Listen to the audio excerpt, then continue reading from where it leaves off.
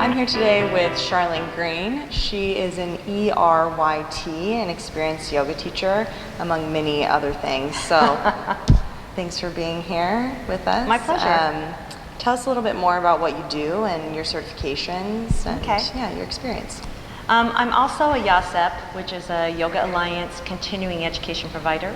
I'm a certified personal trainer. I teach a lot of different group exercise modalities, Pilates, and a lot of different things like that. But I do teach a lot of yoga, and I've been teaching yoga for years.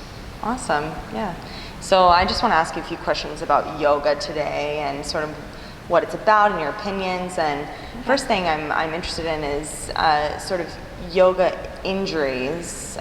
So a lot of people, they say yoga is so great for injuries and rehabbing, but you also see people coming out of class and they have injured backs and their hamstrings, hurt and some aches. So what are the most common injuries you see in yoga and maybe some ways to avoid those injuries? And I do think that's right. Oftentimes, physicians are now prescribing yoga, as pain relief for especially lower back pain, those types of things.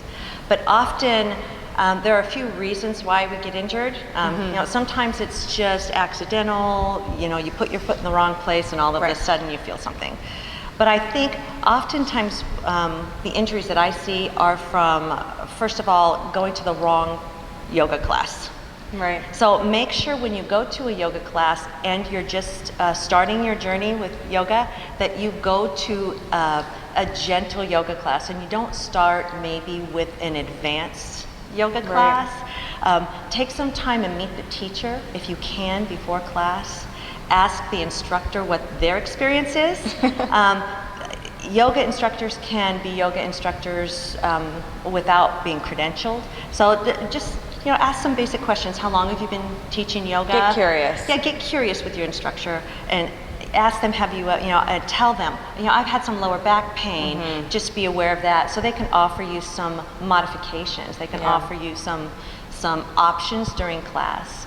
Another thing I would say is don't always try and take the most deepest option or the highest level option. If you are just starting, please take the option that suits your body, not the one maybe that's the most strenuous.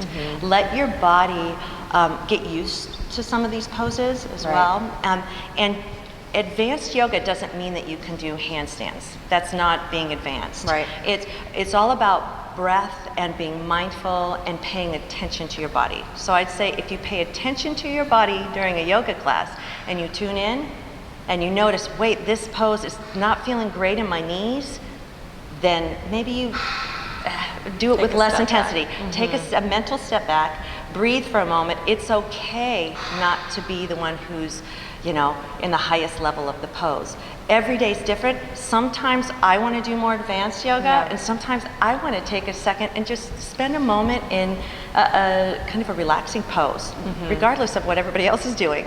So tune in, listen to your body, meet the instructor, and make sure that if you have issues that it's an instructor that has some experience and some credentials.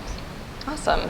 So along those lines, I think I'm wondering who should do yoga? Do you think it's just anyone should be able to jump into their local yoga class, or do you have any recommendations? Is yoga right for me, I think that yoga is right for virtually every person, but not every style of yoga is right for every person. Yeah, so what kind of different types of yoga are there, and how should we sort of figure out what class to go to if it says hatha or some other word we don't even know what that is? What's the recommendation there? Well, there's a lot of different styles, and it would take hours of research to try and talk about every single style of yoga. But what I would say is if you find a yoga studio or fitness center in your area that has yoga classes, and you have questions about what's going on or what is a hatha class, Yeah. ask them before you go to class. I would say anywhere from a seated, there's some really great seated yoga classes. If you have trouble getting down and up off the floor, try that. Yeah. Even a meditation class or a class that's more mindful and gentle, like a seated class, or a class that's gentle, rather than more of an intensive type of hot yoga, or I would jump I would kind of be mindful, and I would be safer rather than sorry. Yeah. So yes, there's a lot of different kinds. Hatha is a big term, an umbrella term for several different types.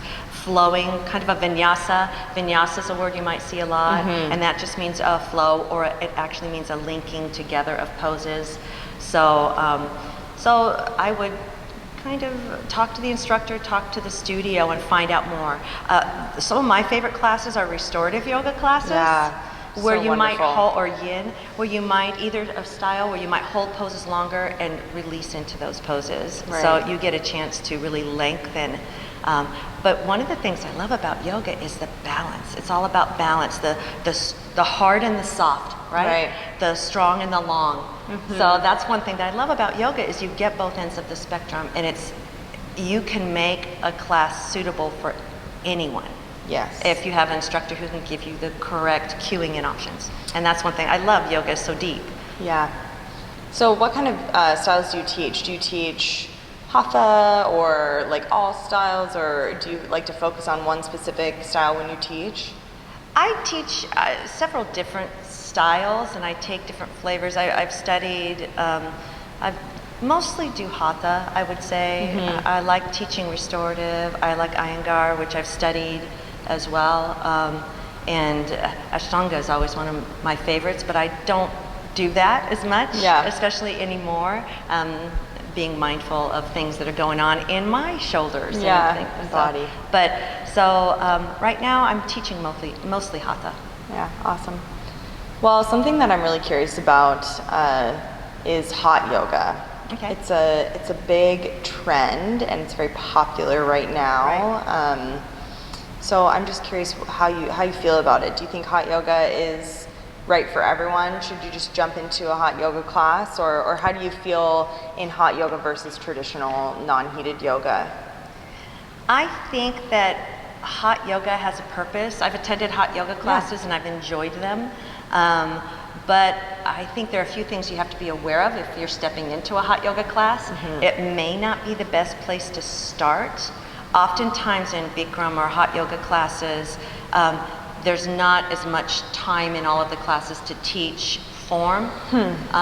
So oftentimes they move quicker through the poses. So I would say make sure you have the foundational poses under your belt and you understand what your body can do first before you go to a hot class. And that's a generalization, obviously. There are some beginning hot classes. Probably.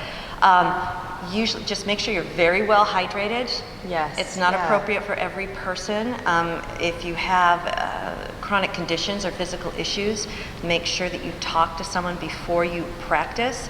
Oftentimes they'll put people who are new to hot yoga, not even necessarily new to yoga, by the door or where the heaters aren't, so that you can go out of the room if you need to, or sometimes it's cooler by the doors.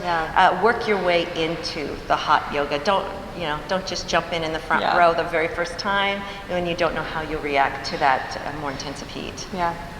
Well, awesome.